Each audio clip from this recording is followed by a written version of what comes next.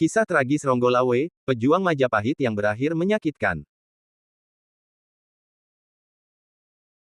Kuda-kuda terbaik dari Sumbawa, berdiri dengan gagah di hadapan Raden Wijaya. Ada sebanyak 27 ekor kuda yang berhasil dibawa menyeberangi lautan dengan ombak yang ganas, hingga sampai di wilayah kekuasaan Kerajaan Kediri, di bawah kekuasaan Jayakatwang. Kesetiaan Ronggolawe kepada pendiri Kerajaan Majapahit tersebut, tak perlu dipertanyakan lagi. Ronggolawe bersama ayahnya yang saat itu menjabat Bupati Songenep atau Sumenep di Pulau Madura, datang membantu Raden Wijaya yang sedang membuka hutan tarik. Dari hutan itulah, akhirnya beridi Kerajaan Majapahit. Saat pasukan di bawah komando Raden Wijaya, bekerja sama dengan pasukan Mongol, menyerang Kerajaan Kadiri, Ronggolawe turut berada dalam pasukan tersebut. Ronggolawe berada dalam pasukan yang menggempur benteng timur Kediri, bahkan berhasil membunuh Sagara Winotan, yang merupakan pemimpin benteng tersebut. Dalam Kidung Ronggolawe, setelah Kediri runtuh, Raden Wijaya menjadi raja pertama Kerajaan Majapahit.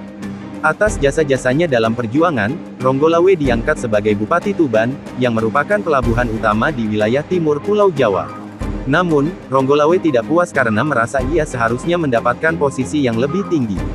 Ronggolawe semakin kesal setelah Nambi diangkat sebagai Rakrian Pati, jabatan paling tinggi dalam struktur pemerintahan kerajaan di bawah raja.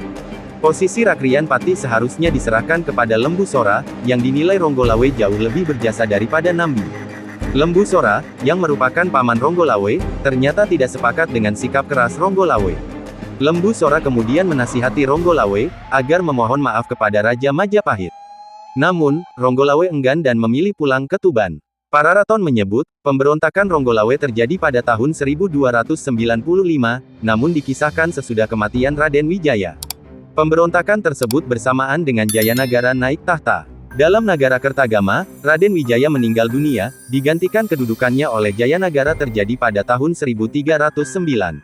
Namun Nagara Kertagama juga mengisahkan, pada tahun 1295 Jayanagara diangkat sebagai Yuwaraja atau Raja Muda, di Istana Daha. Di Kidung Panji Wijayakrama, dan Kidung Ronggolawe, dengan jelas menceritakan bahwa pemberontakan Ronggolawe terjadi pada masa pemerintahan Raden Wijaya, bukan Jayanagara.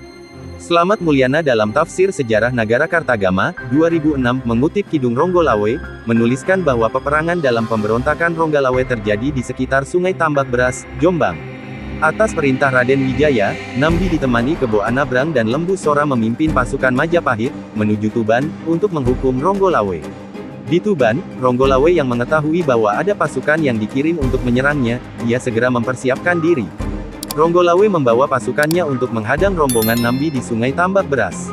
Terjadilah peperangan sengit. Ronggolawe berhasil menikam kuda yang ditunggangi Nambi, namun Nambi masih selamat. Kebo Anabrang, Panglima Perang Majapahit mengambil alih pimpinan perang pasukan Majapahit. Ia memerintahkan pasukannya untuk mengepung pasukan Ronggolawe dari 3 penjuru arah mata angin, yakni dari timur, barat, dan utara. Taktik tersebut belum mampu mengungguli pasukan Ronggolawe. Kebo Anabrang memacu kudanya namun dikejar oleh Ronggolawe. Namun, dalam pengejaran itu, kuda Ronggolawe terjatuh dan tercebur ke Sungai Tambak Beras.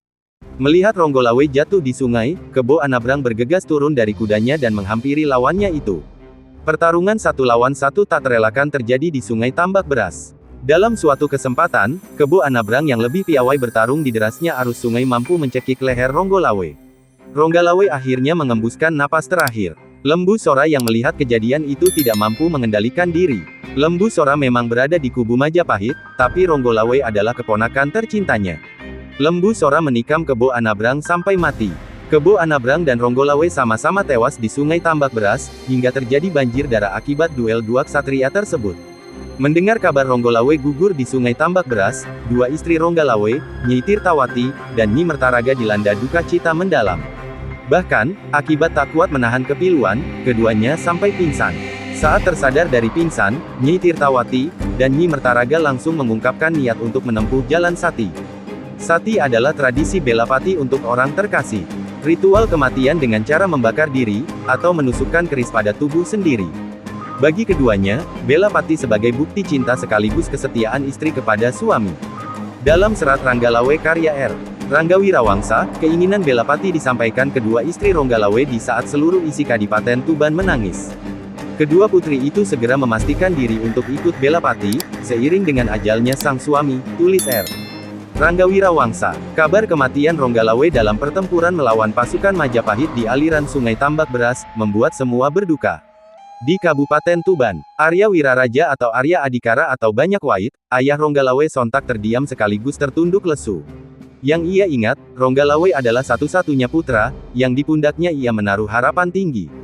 Cita-cita dan kebesaran. Adipati Ronggalawe layak menerima pengharapan itu. Sosok, kepandaian, keberanian sekaligus jiwa ksatria Raden Soreng, nama kecil Ronggalawe, disegani lawan maupun kawan. Teringat jasa besar Ronggalawe yang ikut mendirikan kerajaan Majapahit. Bersama Lembu Sora, dan Nambi serta para loyalis Raden Wijaya lain, Lawe bertempur habis-habisan mengusir ratusan ribu prajurit Kubilai Khan.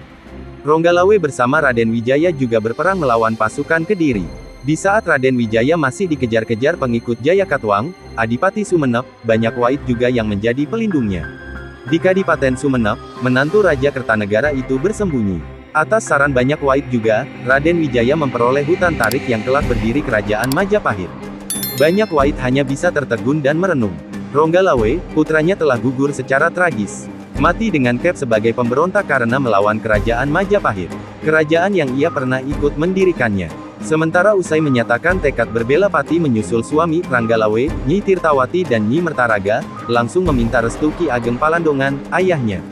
Kaki Ki Ageng Palandongan dan istri, dicium sekaligus memohon pamit. Melihat suasana duka yang berlarut-larut itu, Arya Adikara atau Banyak Wait, mencoba mencairkan suasana. Marilah kita sabar dan tawakal, menerima apa adanya. Rupanya semua ini sudah takdir belaka. Tentu Baginda Raja tak akan melupakan jasa-jasa dan dharma bakti si Lawe, kata Banyak Wait seperti dikisahkan serat Ranggalawe. Keesokan harinya, diiringi upacara, rombongan dari Kadipaten Tuban berangkat menuju kerajaan Majapahit. Ki Ageng Palandongan dan Arya Adikara mengiringi kedua istri Ronggalawe yang ingin bertemu jenazah suaminya yang berada di istana Majapahit. Kuda Anyampiani, putra Ronggalawe yang masih berusia anak-anak, turut serta. Setiba di Majapahit, rombongan disambut langsung Raja Wijaya. Di depan Banyak Wait, dengan wajah muram, Raja Wijaya menyatakan rasa duka yang mendalam. Meski akhirnya harus berperang, baginya Ronggalawe sudah seperti saudara. Agaknya sudah menjadi nasibku pula, memiliki saudara terkasih harus putus dan kehilangan sampai di sini, kata Raja Wijaya kepada Banyak Wait. Jenazah Ronggalawe disemayamkan di tengah balairung yang luas. Selembar kain hijau menutupinya. Raja Wijaya mempersilahkan kedua istri Ronggalawe melihat jenazah suaminya. Dengan hati remuk redam Nyi Tirtawati dan Nyi Mertaraga menciumi jasad Ronggalawe. Sebentar terdengar sedusedan serta ratapan pilu. Begitu selesai berbela sungkawa dengan suara tersendat-sendat, kedua istri Ranggalawe melanjutkan rencana bela patinya. Masing-masing menghunus keris. Dengan gerak cepat, Nyi Tirtawati dan Nyi Mertaraga menusukkan keris ke dada masing-masing. Seketika itu ambruk. Jasad kedua perempuan setia itu tergeletak di bawah kaki jasad Ronggalawe, suaminya. Melalui sebuah upacara, kerajaan Majapahit menyucikan jenazah Ronggalawe beserta kedua istrinya. Ketiga jenazah dibakar di sebuah pancaka, yang kemudian abunya dilarung ke samudera. Semua telah menjalani takdirnya masing-masing. Rasanya Dinda Ranggalawe tidaklah mati. Dia hanya pergi tanpa pamit padaku lebih dulu, kata Raja Wijaya seperti terkisah dalam serat Ranggalawe.